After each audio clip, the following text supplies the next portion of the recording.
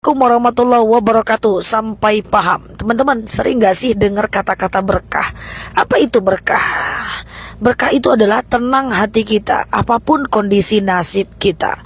Orang yang berkah itu ada indikator. Indikatornya adalah tenang hatinya, apapun kondisi takdirnya. Makanya kalau kita ketemu dengan teman-teman kita selalu ngomong barakallah ya, barakallahu fikum, berkah ya, berkah ya, berkah ya. Kata-kata berkah itu adalah kata-kata yang sakti untuk mendoakan orang lain. Karena pada prinsipnya yang paling sulit dicari dalam hidup ini adalah ketenangan. Saya sering ngomong dengan jemaah saya yang 60-an, 70-an. Saya sering ngomong, Bu, ibu kan udah hidup lama nih ya, udah 60-70 tahun. Sebenarnya apa sih yang dicari dalam hidup ini? Saya belajar dengan mereka, saya belajar dengan jemaah saya. Mereka bilang yang dicari dari hidup ini sebenarnya adalah berkah, yaitu ketenangan.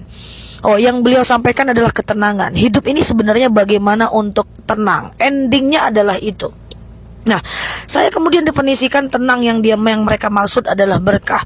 Karena pada faktanya banyak orang yang tak tenang hidupnya. Bahkan banyak teman-teman saya yang nelfon, Nel, iya, aku risau nih. Ah, kamu kenapa risau? Nggak tahu, risau-risau aja.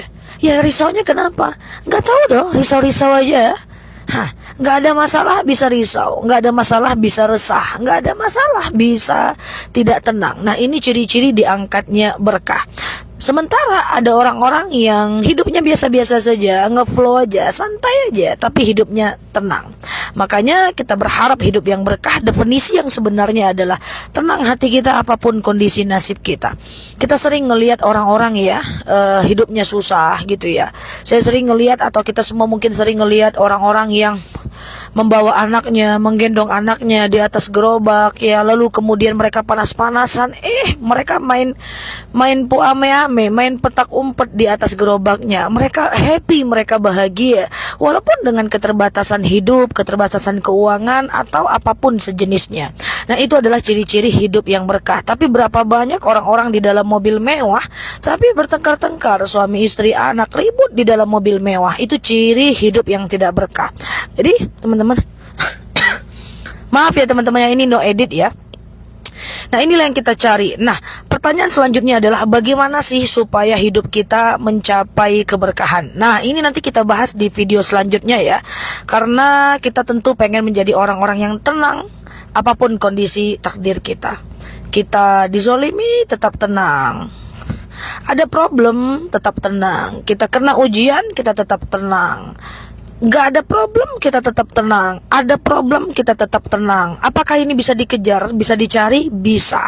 Ya bisa, karena dalam agama kita berkah itu adalah sesuatu yang datang dari Allah, yang diberikan kepada orang-orang tertentu yang kita akan mengejarnya, insya Allah.